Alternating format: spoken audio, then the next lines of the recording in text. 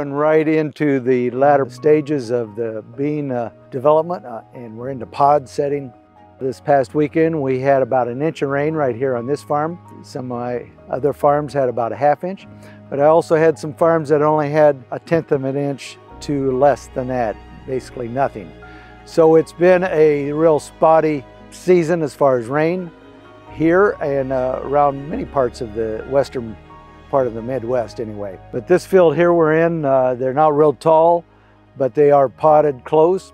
We're just about through the flowering stage, and so we're in pod setting and moving quite a lot right along. We have a lot of pods that looks like they could have 3 beans here, and you know, some of them that could develop into 3 beans per pod, and that will be a good thing. So it's important. This rainfall in August is always important for soybeans.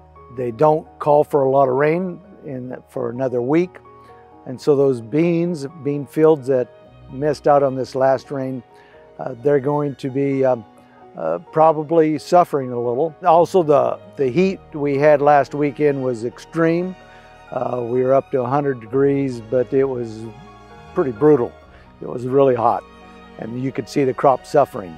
We started out this week in the upper 80s, which is good. We backed off a little, cool in the mornings, so that's always a good thing.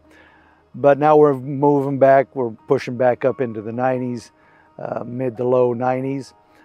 Still not up to 100, and so we don't want to get up in that area again.